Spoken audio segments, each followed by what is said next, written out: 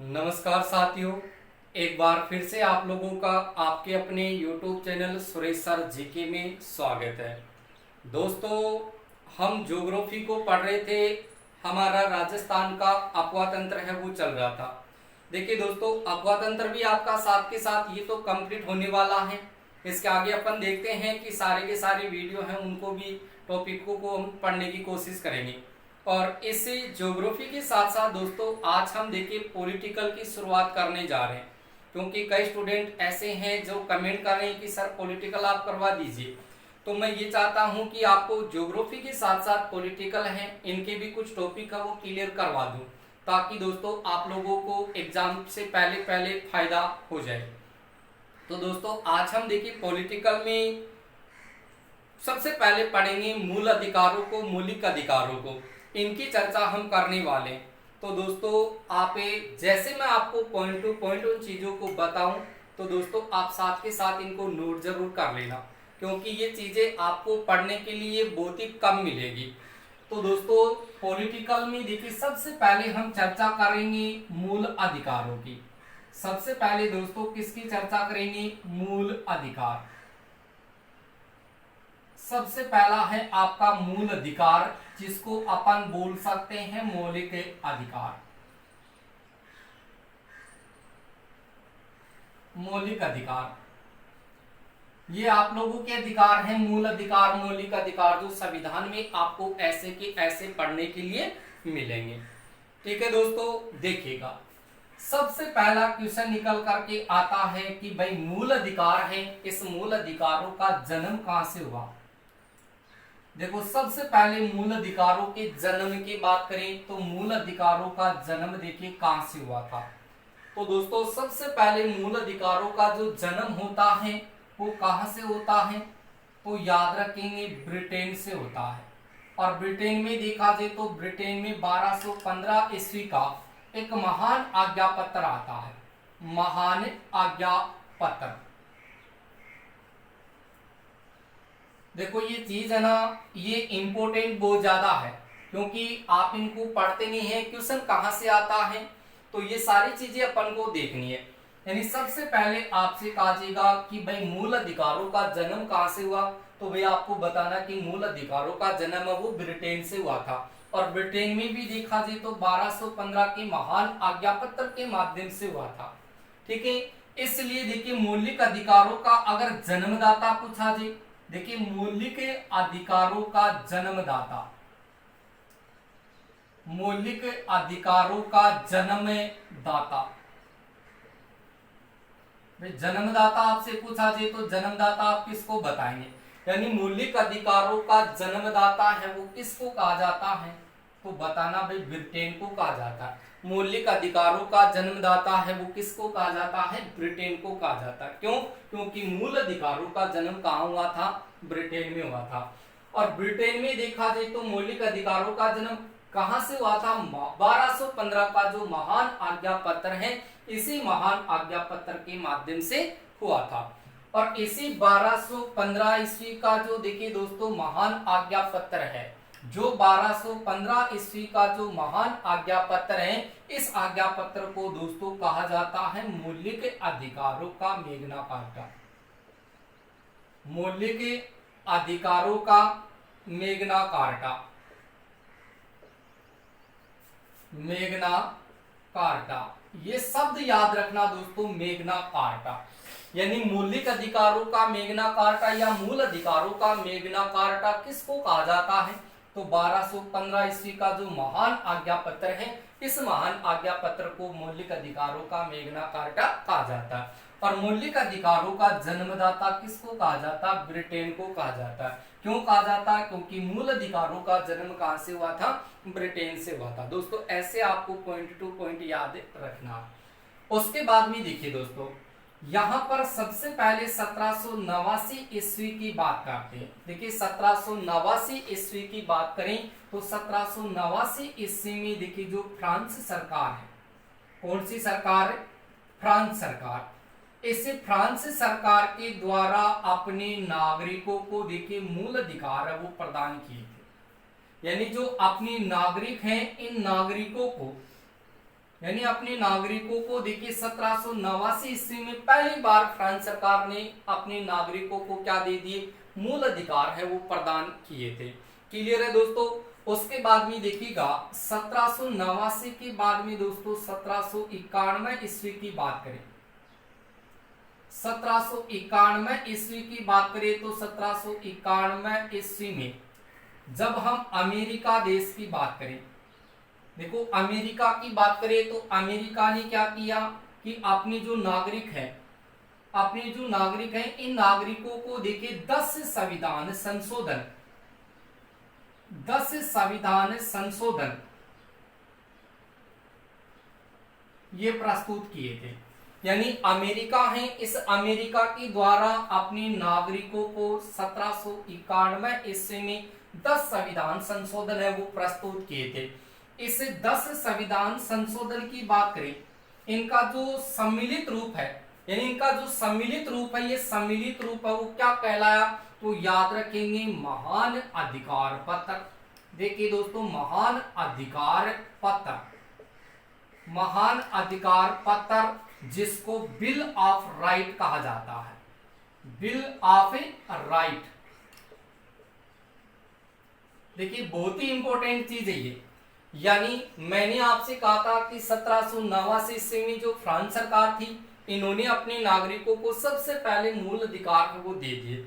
जैसे फ्रांस सरकार ने मूल अधिकार अपने नागरिकों को दिए, तो ऐसी स्थिति में अमेरिका है, इन्होंने भी 1791 ईस्वी में अपने नागरिकों को 10 संविधान संशोधन वो प्रस्तुत किए थे।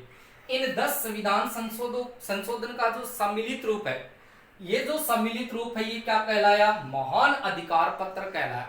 ये महान अधिकार पत्र ही बिल ऑफ राइट के नाम से पुकारा जाता है, यानी बिल ऑफ राइट के नाम से पुकारा जाता है इस महान अधिकार पत्र को।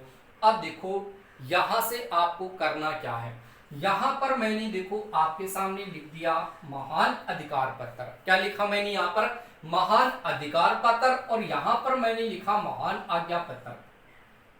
समझ में आ रही होगी ये बात।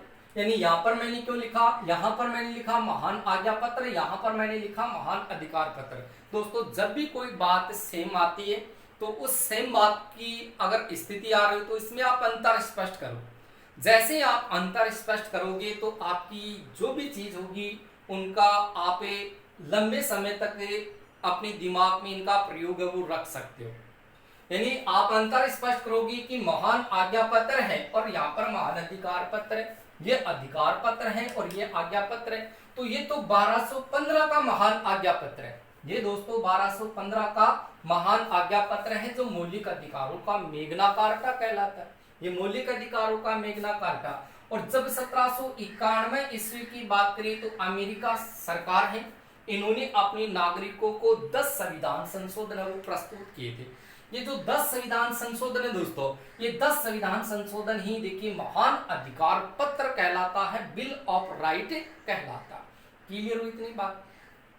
उसके बाद में देखिए अगर यूएनओ की बात करें, किसकी, यूएनओ के द्वारा देखिए अंतरराष्ट्रीय स्तर की बात करें तो अंतरराष्ट्रीय स्तर पर आपके सामने अंतरराष्ट्रीय मानवाधिकार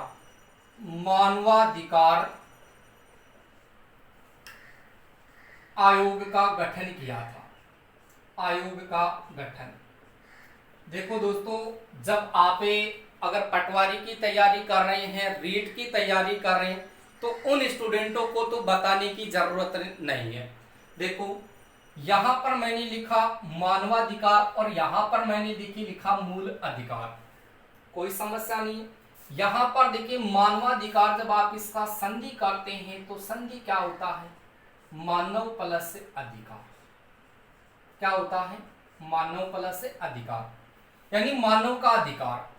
और मानव कौन है, आप ही मानव, अरे हम ही मानव है। यहाँ पर देखिए मानव प्लस अधिकार मानवाधिकार।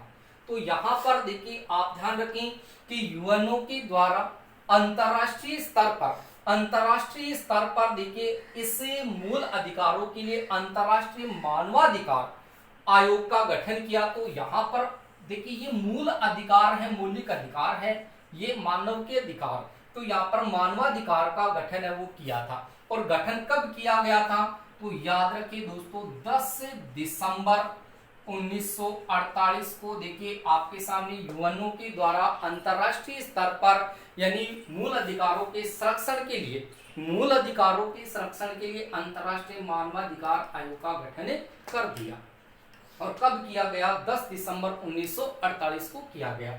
उसके बाद में देखिए अगर राष्ट्रीय स्तर की बात करते हैं तो दोस्तों राष्ट्रीय स्तर पर राष्ट्रीय मानवाधिकार आयोग का गठन किया गया। राष्ट्रीय मानवाधिकार आयोग का गठन, पता है क्या राष्ट्रीय मानवाधिकार आयोग का गठन कब होता है, तो राष्ट्रीय मानवाधिकार आयोग का जो गठन हुआ था वो दोस्तों कब हुआ था, तो याद रखिए 10 अक्टूबर 1993 को। 10 अक्टूबर 1993 को राष्ट्रीय मानवाधिकार आयोग का गठन यानी मानव का अधिकार है इनको संरक्षण प्रदान किया गया। यहाँ पर अंतरराष्ट्रीय स्तर पर इन मौलिक अधिकारों की मांग है वो हुई थी और मानवाधिकार आयोग के गठन के रूप में। तो राष्ट्रीय मानवाधिकार आयोग का गठन 10 अक्टूबर 1993 को हुआ था और यूएनओ के द्वारा अंतरराष्ट्रीय स्तर पर देखिए अंतरराष्ट्रीय मानवाधिकार आयोग का जो गठन हुआ था वो 10 दिसंबर 1948 को। अब देखो ये तो है अंतरराष्ट्रीय मानवाधिकार आयोग। देखो यहाँ पर अंतरराष्ट्रीय मानवाधिकार आयोग की स्थापना कब होती, 10 दिसंबर 1948। और यहाँ पर लिखा राष्ट्रीय मानवाधिकार आयोग का गठन। तो राष्ट्रीय मानवाधिकार आयोग का गठन और अंतरराष्ट्रीय इनका अंतर स्पष्ट कर लो, याद हो जाएगा। यहाँ पर 10 है, यहाँ पर 10 है, यहाँ पर देखिए दिसंबर है, यहाँ पर अक्टूबर है, तो यहाँ पर 10 दिसंबर, यहाँ पर 10 अक्टूबर, यहाँ पर 48 है, यहाँ पर 93। ये 10 दिसंबर 1948 को और ये 10 अक्टूबर 1993 को। क्लियर हुई दोस्तों इतनी बात। उसके बाद में देखो मित्रों यहाँ से आगे हम चर्चा करेंगे कि सन 1895 ईस्वी की बात करें, कब की, मैं 1895 की बात कर रहा हूं। 1895 ईस्वी में देखिए एक विधेयक है स्वराज्य विधेयक। कौन सा विधेयक है भाई, स्वराज्य विधेयक। देखिए इस स्वराज्य विधेयक की बात करें तो ये स्वराज्य विधेयक ये बाल गंगाधर तिलक लेकर आया था और इसी स्वराज्य विधेयक के तहत यानी मौलिक अधिकारों की सबसे पहले मांग हुई थी भारत में। यानी 1895 ईस्वी में इस मौलिक अधिकारों की मांग है वो स्वराज्य विधेयक में हुई थी। और स्वराज्य विधेयक कौन लेकर आया था, बाल गंगाधर तिलक वो लेकर के आया था, बाल गंगाधर तिलक। और यहाँ पर देखिए जो राष्ट्रीय मानवाधिकार आयोग का जो गठन हुआ था दोस्तों, ये क्वेश्चन एग्जाम में कई जगह पर पूछा गया है कि राष्ट्रीय मानवाधिकार आयोग का गठन 10 अक्टूबर 1993 को किया गया था, किसकी अध्यक्षता में, तो याद रखना न्यायमूर्ति, आपके सामने न्यायमूर्ति कृष्ण राव की अध्यक्षता में आपके सामने देखिए इसका गठन है वो किया गया था।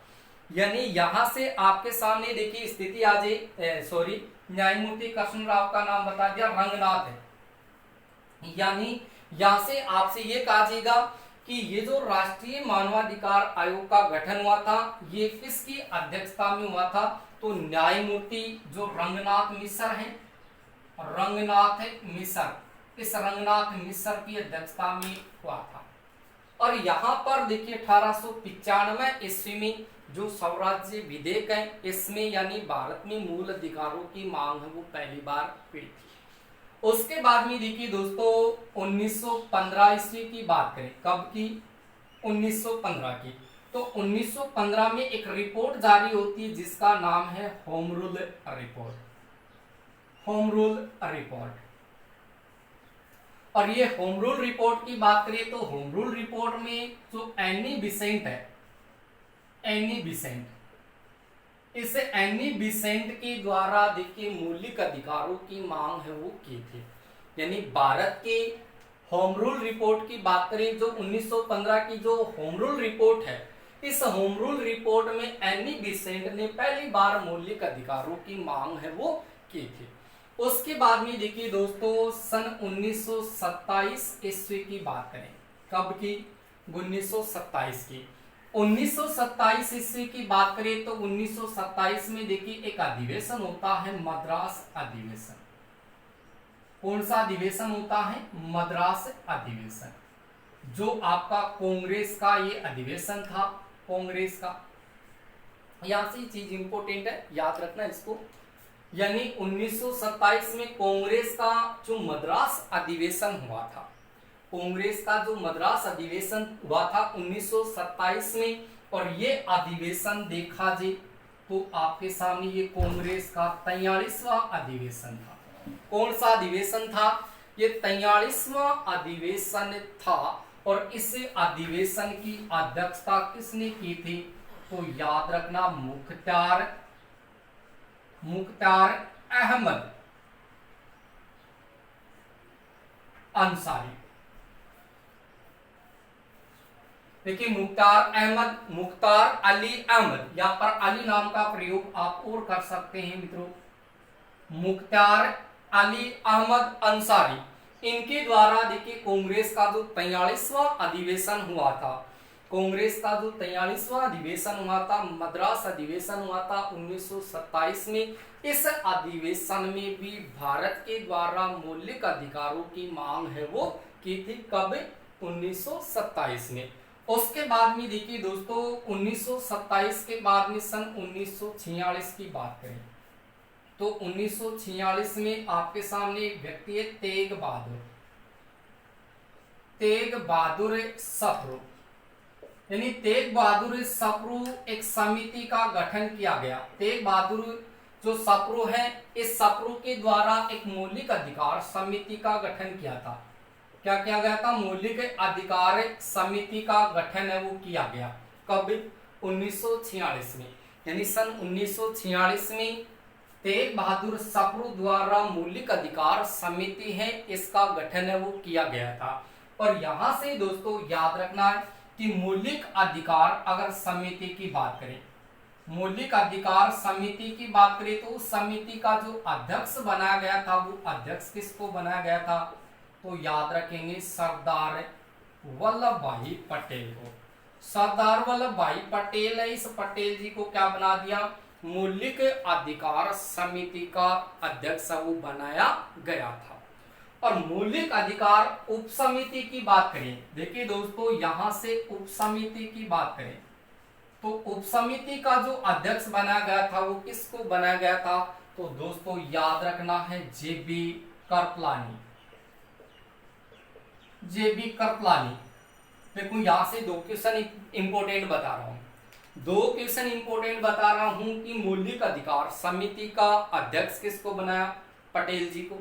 और मौलिक अधिकार उप समिति का अध्यक्ष किसको बनाया? जेबी कृपलानी को। जेबी कृपलानी, जीवत राम भगवंत दास कृपलानी, जेबी कृपलानी उप समिति अध्यक्ष। उसके बाद में देखिए अगर भारतीय संविधान की बात करें, पहले मैं आपको इसके बारे में थोड़ी सी वापस चर्चा करके बता दूं।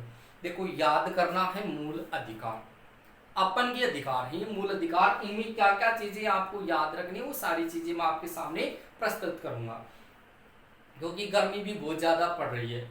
देखो मूल अधिकार, मौलिक अधिकार, मूल अधिकार मौलिक अधिकार की बात करें तो सबसे पहले दिमाग में रखो कि भाई इसका जन्म कहाँ हुआ। मूल अधिकारों का जन्म हुआ ब्रिटेन में, और ब्रिटेन है, इस ब्रिटेन को मौलिक अधिकारों का जन्मदाता कहा जाता है। मौलिक अधिकारों का जन्मदाता कहा जाता है। और इसी ब्रिटेन में 1215 का जो महान आज्ञा पत्र है, यहां पर इनका जन्म हुआ था। बात क्लियर हुई? लेकिन 1215 का जो महान आज्ञा पत्र है, इस आज्ञा पत्र को देखिए क्या कहा जाता है? मूल अधिकारों का मेग्ना कार्टा कहा जाता है। एक चीज मैं आपको और बताऊंगा इस मेग्ना कार्टा से संबंधित। तो मूल अधिकारों का या मौलिक अधिकारों का मेग्ना कार्टा 1215 की महान आज्ञा पत्र को कहा जाता है। क्लियर हुई बात? उसके बाद में देखो 1789 में फ्रांस सरकार के द्वारा अपने नागरिकों को मूल अधिकार दे दिए। उसके बाद में 1791 में अमेरिका सरकार है, इन्होंने अपने नागरिकों को 10 संविधान संशोधन है वो प्रस्तुत कर दिए। वो 10 संविधान संशोधन जिनका सम्मिलित रूप यानी पूरा का पूरा जो संविधान संशोधनी 10 सारा का सारा 10 संविधान संशोधन की कहलाया, महान अधिकार पत्र या बिल ऑफ राइट कहलाया। बात क्लियर। उसके बाद में देखिए अंतर्राष्ट्रीय स्तर पर मौलिक अधिकारों की जब मांग रखी जाती है तो वो सबसे पहले यूएनओ के द्वारा अंतर्राष्ट्रीय स्तर पर यानी अंतर्राष्ट्रीय स्तर पर इस मौलिक अधिकारों के संरक्षण के लिए इन्होंने क्या कर दिया, अंतर्राष्ट्रीय मानवाधिकार आयोग का गठन कर दिया। मानवाधिकार अंतर्राष्ट्रीय मानवाधिकार आयोग का गठन कब किया गया, 10 दिसंबर 1948। उसके बाद में यानी राष्ट्रीय स्तर की बात करें तो राष्ट्रीय स्तर पर मौलिक अधिकारों को संरक्षण प्रदान करने के लिए राष्ट्रीय मानवाधिकार आयोग का गठन कर दिया। कब किया, 10 अक्टूबर 1993 में न्यायमूर्ति रंगनाथ मिश्र की अध्यक्षता में। फिर देखिए यहां से याद रखिए कि 1895 ईस्वी में 1895 ईस्वी की बात करें तो यहां से याद रखो कि 1895 में भारत में सबसे पहले देखिए मौलिक अधिकारों की मांग होती है स्वराज्य विधेयक में। स्वराज्य विधेयक कौन लेकर आया, बाल गंगाधर तिलक लेकर आया था। उसके बाद में 1915 ईस्वी में निर्मित जो होम रूल रिपोर्ट है, इस होम रूल रिपोर्ट में एनी बेसेंट है, इन्होंने मूल अधिकारों की मांग है वो की थी। उसके बाद में याद रखो कि कांग्रेस का 43वां अधिवेशन, कौन सा दोस्तों, कांग्रेस का 43वां अधिवेशन कौन सा अधिवेशन था, मद्रास अधिवेशन था।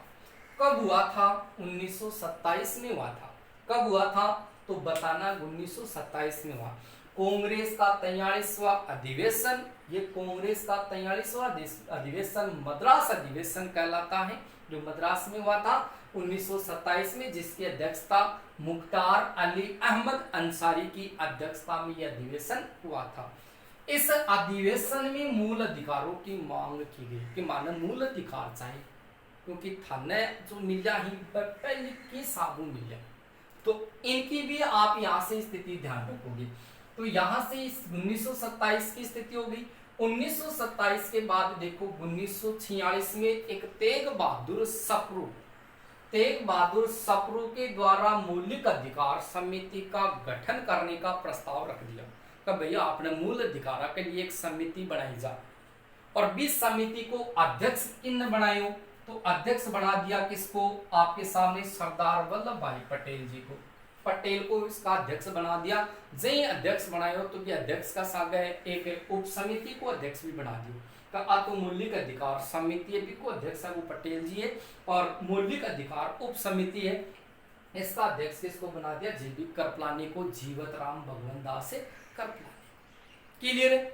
उसके बाद में याद रखना है आपको यहां से कि ये जो मूल अधिकार है, जो आज भारतीय संविधान में इसका उल्लेख वो किया गया है, इनकी देखिए यहां से आप स्थिति ध्यान रखोगे कि ये जो मूल अधिकार है इनको नोट कर लेना, आप नोट कर लेना। ज्योग्राफी को नहीं, जो खुद भी कमाए आप डायग्राम बना बना के इन्हें याद कर लेना, इन्हें तो रटनी पड़ेगी, समझनी पड़ेगी। ठीक है दोस्तों, आगे हम चर्चा करेंगे ऐसे मूल अधिकारों की जो आगे जो विशेषता है, उस विशेषताओं पर भी अपन चर्चा करेंगे। तो बने रहिए आप इस वीडियो पर, लगातार आपको ऐसे वीडियो मिलेंगे। ठीक है दोस्तों, मिलते हैं नेक्स्ट वीडियो में इस मौलिक अधिकारों के साथ।